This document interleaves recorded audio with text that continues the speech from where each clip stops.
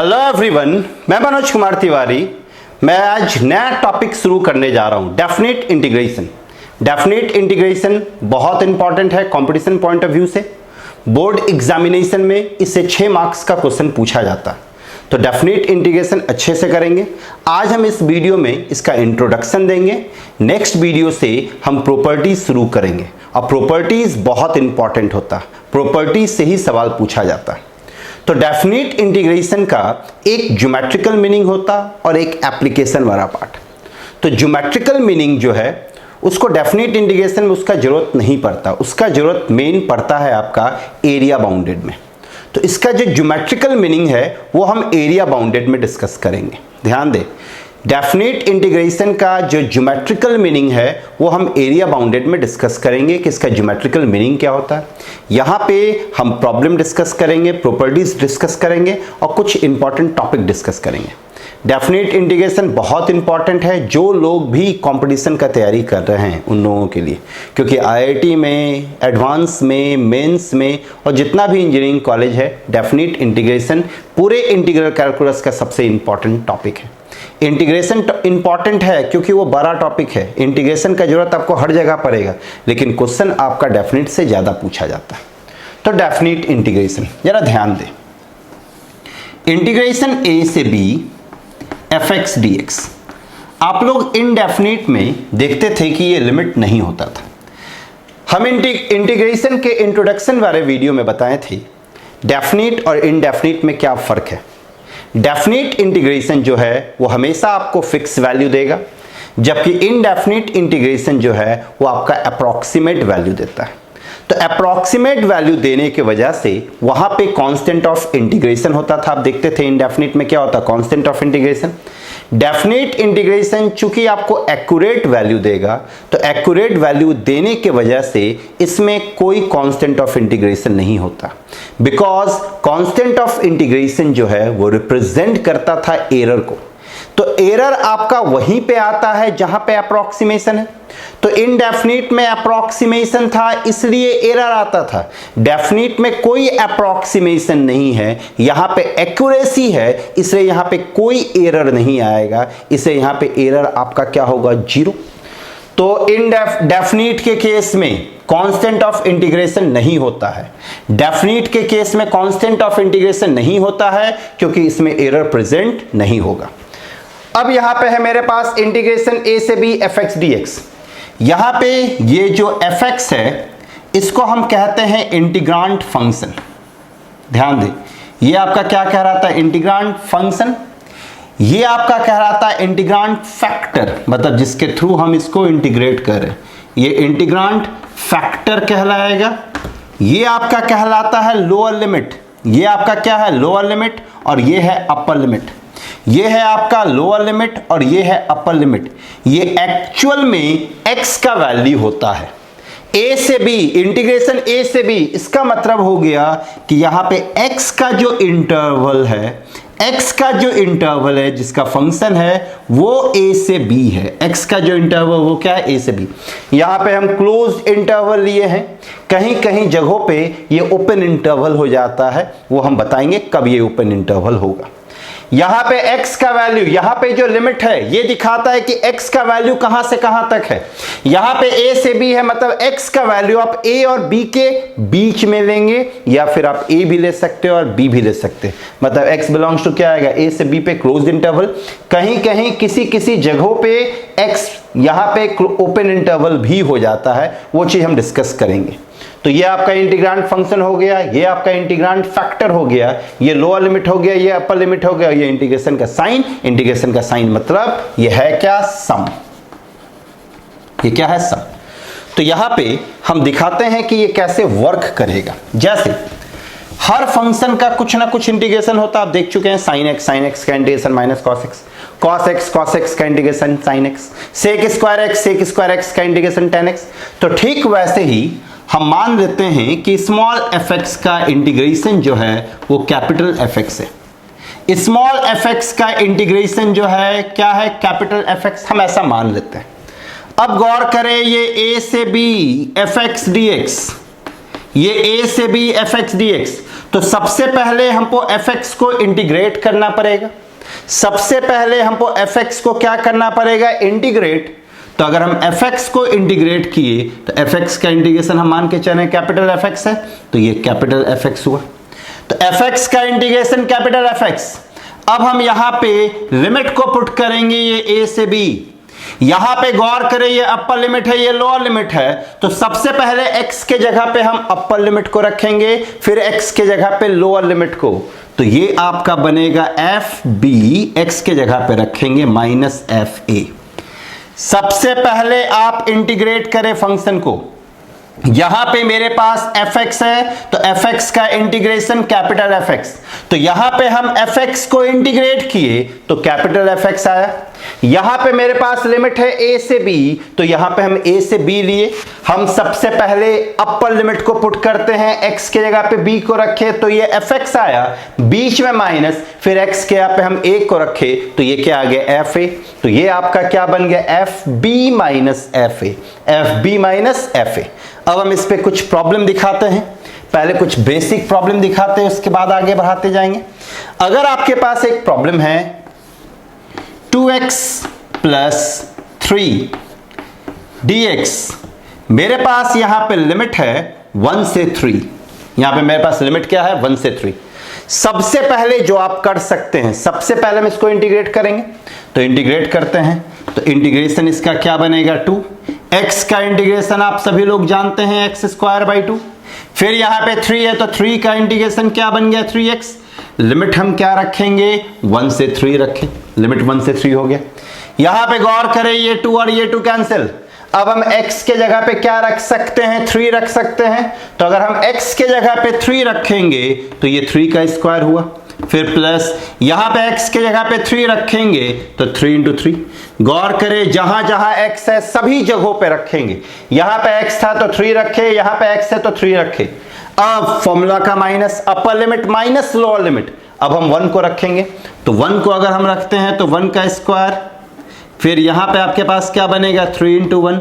अब इसको जोड़ घटाव कर दे, जो आएगा आंसर ये आप देख सकते हैं, 9 बन रहा है, ये 9। तो 9 प्लस 9 18 हुआ, माइनस ये 3 प्लस 1, 3 प्लस 1 क्या बनेगा, 4। तो 18 माइनस 4, 18 माइनस 4 आपका क्या होता है, 14। तो आंसर आ गया 14। तो इंटीग्रेशन में क्या करना है, आपको हमेशा याद रखना है डेफिनेट में कि पहले आप इंटीग्रेट करें, पहले आप इंटीग्रेट करें, उसके बाद अपर लिमिट को पुट करेंगे, लोअर लिमिट को। पहले आप इंटीग्रेट करें, फिर उसके बाद अपर लिमिट को पुट करेंगे, लोअर लिमिट को। अब हम इंटीग्रेशन में, आपको याद होगा कि सब्स्टिट्यूशन अप्लाई करते थे। तो इंटीग्रेशन में सब्स्टिट्यूशन अप्लाई करते थे, सब्स्टिट्यूशन के बाद क्या करते थे, डिफरेंशिएट करते थे। तो डेफिनेट में भी हम सब्स्टिट्यूशन अप्लाई करेंगे इंटीग्रेशन करते समय। तो जब सब्स्टिट्यूशन अप्लाई करेंगे तो यहां पे क्या चेंज आएगा, यहां पे उसको कैसे हैंडल करेंगे, ये चीज हम डिस्कस करने जा रहे हैं। जैसे फॉर एग्जांपल, अगर मानिए आपके पास एक प्रॉब्लम है, इंटीग्रेशन 0 से 2x प्लस 1 का होल स्क्वायर dx। पहले हम इसको डायरेक्ट करते हैं, उसके बाद हम सब्स्टिट्यूट करके दिखाएंगे, देखेंगे दोनों का आंसर क्या आएगा, सेम। इसका इंटीग्रेशन हम जानते हैं, पढ़ चुके हैं इंडेफिनिट में। तो इसको इंटीग्रेट करते हैं, 2x प्लस 1 होल पे पावर 3, नीचे आपका क्या आएगा, 3। फिर हम बताए थे कि x का कोएफिशिएंट जो भी रहेगा वो डिवाइड में आ जाएगा। तो यहां पे x का कोएफिशिएंट 2 है, तो 2 डिवाइड में आया। लिमिट हम क्या रखे, 0 से 2 रखे। अब हम x के जगह पे 2 रखेंगे, तो यहां पे x के जगह पे 2 रखे तो ये 2 इंटू 2 प्लस 1 बना, होल पे पावर 3, नीचे 3 इंटू 2 आपका क्या बनेगा, 6, फिर माइनस। अब हम x के जगह पे 0 रखेंगे, तो अगर हम x के जगह पे 0 रखे तो 2 इंटू 0 प्लस 1 आया, होल पे पावर 3, नीचे आपके पास क्या आ गया, 6। ध्यान दे, हम x के यहाँ पे 2 रखे तो 2 इंटू 2 आया, प्लस 1 होल पे पावर 3 और नीचे 3 इंटू 2 आ गया। फिर हम x के यहाँ पे 0 रखे तो 2 इंटू 0 प्लस 1 डिवाइड बाई 6। अब आप गौर करें, ये 4 प्लस 1 है, 4 प्लस 1 आपका बनता है 5। तो 4 प्लस 1 आपका 5 बनेगा, 5 पे पावर 3, 5 पे पावर 3 आपका क्या बनता है, 125। नीचे आपके पास क्या है, 6 है, फिर माइनस, यहां पे देखिए 1 क्यूब है, 1 क्यूब आपका क्या बनेगा, 1 बनेगा, तो ये 1 और नीचे आपका बन गया 6। अब ये आपका 124/6 हो गया। 124/6 अगर ये कैंसिल होता है तो कैंसिल करें, ये आपके पास क्या आ गया 3 आया और ये आपके पास 62। तो आपके पास जो आंसर आया वो क्या है 62/3। हम यहां पे इसको जो बनाया है वो इनडेफिनिट, मतलब सिंपली इसको पहले इंटीग्रेट किए हैं। यहां पे 2x + 1 का स्क्वायर था तो 2x + 1 का होल क्यूब बाई 3, और यहां पे 2 क्यों आया, क्योंकि x का कोएफिशिएंट 2 था। अब लिमिट है 0 से 2, अपर लिमिट को रखेंगे फिर लोअर लिमिट को, तो पहले x के यहाँ पे 2 रखे तो ये 2 × 2 + 1 बना और नीचे 3 × 2 6 बना, फिर माइनस, अब 0 का रखे तो 2 × 0 + 1/6 बना। तो ये देख सकते हैं 5 + 1, 5 का पावर 3 आपका क्या बनता 125, 125/6 बना, यहाँ पे 1/6, तो 125/6 - 1/6 सिंप्लीफाई करने के बाद मेरे पास क्या आ गया 62/3। मेरे पास क्या है 62/3। अब अगर हम इसी प्रॉब्लम को सब्स्टिट्यूशन से बनाएं तो क्या होता है, ध्यान रखें इसका आंसर क्या है 62/3। और जरा यहाँ पे मेन आपको ये सीखना है कि डेफिनेट में सब्स्टिट्यूशन करने पे क्या क्या होता है, क्योंकि बहुत सारे प्रॉब्लम आप देखे हैं इनडेफिनेट में कि सब्स्टिट्यूशन लगता है। हम यहाँ पे 2x + 1 को t मान दें, या ध्यान दें यहाँ पे ये लिमिट किसका है, जिसके रिस्पेक्ट में ये इंटीग्रेट हो रहा है, या इंटीग्रेट किसके रिस्पेक्ट में हो रहा है x के रिस्पेक्ट में, तो यहाँ पे लिमिट x का है, मतलब यहाँ पे x जो है वो आपका 0 से 2 के बीच में। सब्स्टिट्यूशन की, सब्स्टिट्यूट करने के बाद पहला स्टेप डिफरेंशिएशन का होता है, सबको पता है, तो डिफरेंशिएट करें 2 dx, 1 का डिफरेंशिएशन 0 dt, तो dx क्या आ जाएगा 1/2 dt। यहाँ पे आप देख सकते हैं dx है, dx के यहाँ पे 1/2 dt रखेंगे, यहाँ पे आप देख सकते हैं 2x + 1 है, 2x + 1 के यहाँ पे t रखेंगे। हम आप लोगों को इनडेफिनिट में बताए थे कि सब्स्टिट्यूशन के बाद पहला स्टेप डिफरेंशिएशन का होगा। डिफरेंशिएशन करने के बाद आप x को हटाएंगे और t लाएंगे, मतलब x कहीं दिखना नहीं चाहिए, तो ठीक है x कहीं दिखना नहीं चाहिए, तो यहाँ पे x t रखे तो t² बना, dx है, dx आप देख सकते हैं 1/2 dt, तो 1/2 dt। अब आप गौर करें यहाँ पे लिमिट, यहां पे बहुत कोई गलती करता, बहुत स्टूडेंट की लिमिट रख देता है 0 से 2, जो कि गलत है। गलत इसलिए है क्योंकि यहां पे जो लिमिट है वो x का लिमिट है, जिसके रिस्पेक्ट में आप इंटीग्रेट करें उसका लिमिट है। यहां पे इंटीग्रेशन किसके रिस्पेक्ट में हो रहा है, t के रिस्पेक्ट में, तो ये t का वैल्यू नहीं है, ये x का वैल्यू है। तो जब आप t के रिस्पेक्ट में इंटीग्रेट करें तो यहां पे लिमिट भी किसका होना चाहिए, t का। जब आप t के रिस्पेक्ट में इंटीग्रेट करें तो यहां लिमिट भी किसका होना चाहिए, t का, इसलिए यहां 0 और 2 नहीं रखेंगे, यहां पे t का वैल्यू रखेंगे। तो t का वैल्यू कैसे निकलेगा, t का वैल्यू यहां से निकलेगा। गौर करें यहां पे x 0 है, यहां पे x क्या 2, तो हम x के जगह पे 0 रखते हैं। तो जब x 0 होगा तो उस केस में आप देख सकते हैं यहां 0 रखे तो t का वैल्यू 1 हुआ। अब हम x के जगह पे 2 रखते, तो अगर x के जगह पे हम 2 रखे तो जब x 2 होगा तो t का वैल्यू आपका क्या बनेगा, 5 बनेगा। आप देखिए खुद, हम यहाँ पे x के यहाँ पे 0 रखे तो t का वैल्यू 1 आया, हम x के यहाँ पे 2 रखे तो t का वैल्यू क्या आ गया 5। तो यहाँ पे जो लिमिट होगा 0, 0 के प्लेस पे क्या आ जाएगा 1, 2, 2 के प्लेस पे क्या आ जाएगा 5, तो ये होगा 5।